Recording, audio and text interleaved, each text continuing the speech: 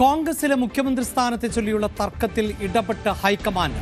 വോട്ടെണ്ണൽ കഴിയുന്നതുവരെ നേതാക്കൾ പരസ്യപ്രതികരണങ്ങൾ നടത്തി പാർട്ടി പ്രവർത്തകരെ ആശയക്കുഴപ്പത്തിൽ ആക്കരുത് എന്നാണ് നിർദ്ദേശം. തന്റെ പേരുമായി ബന്ധപ്പെട്ട സൈബർ ഇടങ്ങളിൽ നടക്കുന്ന ചർച്ചകൾ വിലക്കാൻ കെ.സി. വേണുഗോപാലും വിശ്വസ്തർക്ക് നിർദ്ദേശം നൽകിയതായാണ് സൂചന. മുഖ്യമന്ത്രി സ്ഥാനവുമായി ബന്ധപ്പെട്ട തർക്കത്തിൽ പരസ്യപ്രതികരണവുമായി മുതിർന്ന നേതാക്കൾ തന്നെ രംഗത്ത് എത്തുന്ന പശ്ചാത്തലത്തിൽ ആണ് ഹൈക്കമാൻഡിന്റെ ഇടപെടൽ.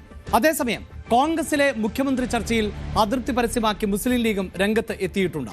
മുഖ്യമന്ത്രിയെ തീരുമാനിക്കണമെങ്കിൽ വോട്ട് എണ്ണിക്കഴിയണം, ഭൂരിപക്ഷം കിട്ടണം. UDF നടക്കുന്ന ചർച്ച പുറത്തുവിടുന്നത് ഉചിതമായ നടപടിയല്ല. തെരഞ്ഞെടുപ്പിൽ മത്സരിക്കാത്തയാളെ മുഖ്യമന്ത്രിയാക്കുന്നത് ആദ്യത്തെ സംഭവമല്ല. പരസ്യപ്രസ്താവന നടത്തുന്ന നേതാക്കൾ ശ്രദ്ധിക്കണം എന്നും ലീഗ് ജനറൽ സെക്രട്ടറി PMA സലാം പറഞ്ഞു.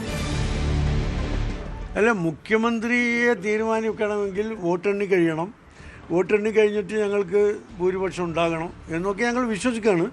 പക്ഷേ അതിനൊരു പ്രൊസീജിയർ അത് കഴിഞ്ഞിട്ടല്ല ഉണ്ടാവേണ്ടത്. പിന്നെ UDF ഭരണം കിട്ടുമെന്ന് ഉറപ്പുള്ളത് കൊണ്ട് UDF ഘടകകക്ഷികൾക്ക് അത് സംബന്ധിച്ച് ചർച്ച ചെയ്യാനുള്ള സ്വാതന്ത്ര്യമുണ്ട്. പക്ഷേ ആ ചർച്ച പുറത്തു വരുന്നത് പൊതുസമൂഹത്തിൽ വിടുന്നത് ശരിയല്ല, ഒരു ഉചിതമായ നടപടിയല്ല എന്ന് മുസ്ലിം ലീഗ് ഉറച്ച് വിശ്വസിക്കുക. കാരണം ഇതിനു വേണ്ടി ഈ കൊടും ചൂടത്ത് വെയിൽ കൊണ്ട ഒരുപാട് പ്രവർത്തകരുണ്ട്. ലക്ഷക്കണക്കിന് UDF പ്രവർത്തകർ ചെയ്ത മഹാത്യാഗമുണ്ട്. ആ ത്യാഗത്തിനെ വിസ്മരിക്കലാണ് ഇതൊരു തർക്കത്തിലേക്ക് പൊതുരംഗത്തേക്ക് കൊണ്ടുവരിക എന്നത്. എന്നെ സംബന്ധിച്ചിടത്തോളം പിന്നെ വോട്ടർമാരുടെ ഇടയിലും UDF പ്രവർത്തകരുടെ ഇടയിലും നൈരാശ്യമുണ്ടാക്കുന്ന പ്രവർത്തനങ്ങളിലേക്ക് നേതാക്കൾ പോകരുത് എന്നാണ് മുസ്ലിം ലീഗിൻ്റെ ഒരു പൊതു അഭിപ്രായം.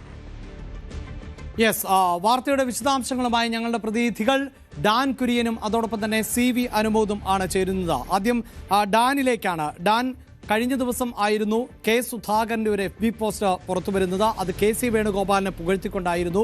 അതിനെ പിന്തുണച്ചുകൊണ്ട് യുവ നേതാക്കൾ രംഗത്തെത്തുന്നു. കെ.സി. വേണുഗോപാൽ അത്തരം ചർച്ചകളുടെ സാഹചര്യമില്ല എന്ന് പറഞ്ഞ് അത് നിഷേധിക്കുകയും ചെയ്തിരിക്കുന്നു.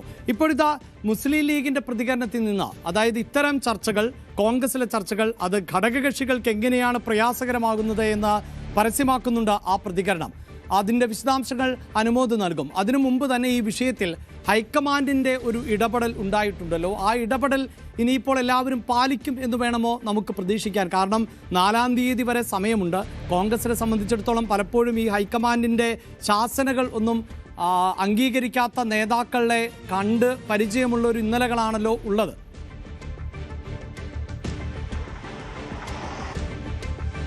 രണ്ട് തവണ പ്രതിപക്ഷത്തിരിക്കേണ്ടി വന്ന അപ്രതീക്ഷിതമായ സാഹചര്യത്തിൽ നിന്ന് ഭരണത്തിലേക്ക് എത്തുക എന്ന ഏറ്റവും പ്രധാനപ്പെട്ട ഒരു കടമ്പ കടക്കാനായി ഹൈക്കമാൻഡും സംസ്ഥാന നേതൃത്വവും ഒരുപോലെയാണ് ഈ തെരഞ്ഞെടുപ്പുമായി ബന്ധപ്പെട്ട മുന്നൊരുക്കങ്ങളിലടക്കം. ഏതാണ്ട് ഒരു വർഷം മുമ്പ് തന്നെ അതിൻ്റെ ഒരുക്കങ്ങൾ കൃത്യമായി തുടങ്ങിയിരുന്നു എന്ന് വേണം പറയാൻ. അത്തരത്തിൽ ഒരു കളക്റ്റീവ് ലീഡർഷിപ്പിൻ്റെ നേതൃത്വത്തിൽ നടന്ന ഈ തെരഞ്ഞെടുപ്പ് വിജയത്തിൻ്റെ ക്രെഡിറ്റ് ഏതെങ്കിലും ഒരു വ്യക്തിയിലേക്ക് ഒതുക്കി കാണിക്കാനാവില്ല. ഇതൊരു കൂട്ടായ നേതൃത്വത്തിൻ്റെ തെരഞ്ഞെടുപ്പ് ഫലമാണ്, തെരഞ്ഞെടുപ്പിൻ്റെ വിജയമാണ് ഉണ്ടാകാൻ പോകുന്നതെന്ന വലിയ ആത്മവിശ്വാസത്തിലാണ്, വിലയിരുത്തലാണ് ഹൈക്കമാൻഡ്. അതിൽ UDF ഏറ്റവും ചെറിയ ഘടകകക്ഷി നേതാക്കൾക്ക് വരെ കൃത്യമായ പങ്കുണ്ട്. കാരണം തെരഞ്ഞെടുപ്പിൻ്റെ വിജയത്തിന് വേണ്ടി ആദ്യഘട്ടം മുതൽ അവസാനം വരെ എല്ലാവരും കയ്യും മെയ്യും മറന്ന് ഒന്നിച്ചാണ് പ്രവർത്തിച്ചത്. അതിൻ്റെ ക്രെഡിറ്റ് ഏതെങ്കിലും ഒരു പ്രത്യേക വ്യക്തിയിലേക്ക് കേന്ദ്രീകരിക്കാനായി നടത്തുന്ന നീക്കങ്ങൾ അംഗീകരിക്കാനാവില്ല എന്ന നിലപാടിലാണ് ഹൈക്കമാൻഡ്. അത് സൂചിപ്പിക്കുന്ന തരത്തിൽ രാഹുൽ ഗാന്ധി നേരത്തെ നടത്തിയ സിംഗിൾ ഡാൻസ് അല്ല, ഗ്രൂപ്പ് ഡാൻസ് ആണ് വേണ്ടത് എന്ന തരത്തിൽ രാഹുൽ ഗാന്ധി നടത്തിയ ആ പരാമർശം അത് കൃത്യമായ ഒരു സൂചന തന്നെയെന്നാണ് കോൺഗ്രസിലെ ദേശീയ നേതാക്കൾ അടക്കം വ്യക്തമാക്കുന്നത്. അതായത് ഈ തെരഞ്ഞെടുപ്പിന്റെ ഫലം വരുന്നതിന് മുമ്പ് മുഖ്യമന്ത്രി കസേരയുമായി ബന്ധപ്പെട്ട് അനവസരത്തിൽ ഉണ്ടാക്കുന്ന തർക്കങ്ങൾക്ക് പിന്നിൽ കൃത്യമായ ചില ലക്ഷ്യങ്ങൾ ചിലർക്കുണ്ട്. അത് പക്ഷേ പാർട്ടിയുടെ പൊതുമുഖത്തെ, പൊതുസമൂഹത്തിന് മുമ്പിൽ അവമതിപ്പുണ്ടാക്കുന്ന തരത്തിലേക്ക് മലീമസമാക്കത്തേ ഉള്ളൂ അത്തരം ചർച്ചകൾ. അത് എതിരാളികൾക്ക് രാഷ്ട്രീയ ആയുധം കയ്യിൽ കൊണ്ട് കൊടുക്കുന്നത് പോലാകും. അതുകൊണ്ട് പരസ്യമായ അത്തരത്തിലുള്ള ഒരു ചർച്ചകളും പാടില്ല. കോൺഗ്രസ് നേതൃത്വത്തിന് മുഖ്യമന്ത്രിയെ തെരഞ്ഞെടുക്കാൻ മറ്റെല്ലാ സംസ്ഥാനങ്ങളിലും ഉള്ളതുപോലെ ഒരു കൃത്യമായ ശൈലിയുണ്ട്. അത് പാർലമെന്ററി പാർട്ടിയിൽ ഏറ്റവും കൂടുതൽ പിന്തുണ ലഭിക്കുന്ന നേതാവിനെ അല്ലെങ്കിൽ ഏറ്റവും കൂടുതൽ പിന്തുണ ലഭിക്കുന്ന വ്യക്തിയെ പാർലമെന്ററി പാർട്ടി ലീഡറായി തെരഞ്ഞെടുത്ത് ഹൈക്കമാൻഡിനെ അറിയിക്കുക എന്നതാണ് ആ ശൈലി.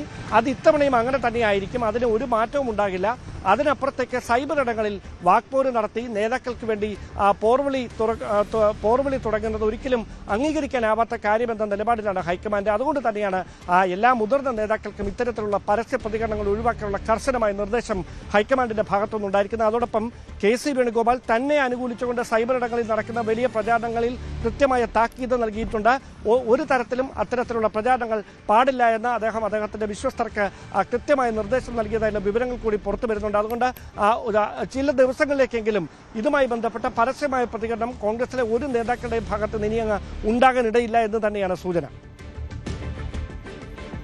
യെസ്, ഇതാണ്, അതായത് ഡാൻ സൂചിപ്പിക്കുന്ന പോലെ തന്നെ തുടർച്ചയായ 10 വർഷം പ്രതിപക്ഷത്തിരിക്കുക എന്നത് കേരളത്തിന്റെ ചരിത്രത്തിൽ തന്നെ ഒരു രാഷ്ട്രീയ പാർട്ടിയെ അല്ലെങ്കിൽ ഒരു മുന്നണിയെ സംബന്ധിച്ചിടത്തോളം ആദ്യത്തെ അനുഭവമാണ്. അതുകൊണ്ട് ഇതുവരെയുള്ള ഇന്നലകളെ ആവർത്തിക്കുക എന്നത് അങ്ങേയറ്റം അപകടകരമാണ് എന്ന ഒരു പൊതുനിരീക്ഷണം. കൂടുതൽ വാർത്തകൾക്ക് News 18 Keralam YouTube channel subscribe ചെയ്യുക.